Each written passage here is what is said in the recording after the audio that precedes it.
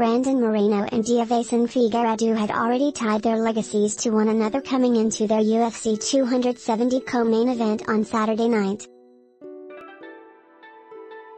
The two men had already battled to a draw before Moreno won the flyweight championship with a third-round submission in June 2021. In the trilogy fight, Figueiredo regained his title in another classic, managing to edge out Moreno for a unanimous decision win at the Honda Center in Anaheim, California. Figueiredo tried to open the fight with leg kicks to address Moreno's ability to control the distance at which the fight took place in the second meeting between the two. The kicks did have an impact on Moreno, though an early right hand from the champion seemed to bother Figueiredo. After the punch landed, Moreno wagged a finger at the challenger, a sign of the wild confidence he brought to the octagon in front of a wildly pro-Moreno crowd.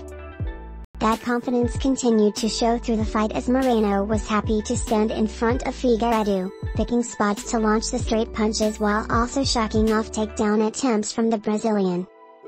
In the third round, Figueiredo finally did score with a takedown, though Moreno was able to fairly easily work back to the feet. Still, between the leg kicks and threat of a takedown, Figueiredo was presenting multiple problems for Moreno to consider.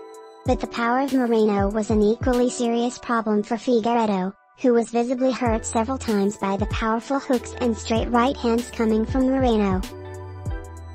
And that was how the fight continued to play out, with Figueiredo landing heavy calf kicks and Moreno firing back with massive power punches. Then, with seconds left in the third round, Moreno was stunned by a right hand from Figueiredo that dropped the champion and allowed Figueiredo to lock in a deep guillotine choke as the round came to a close.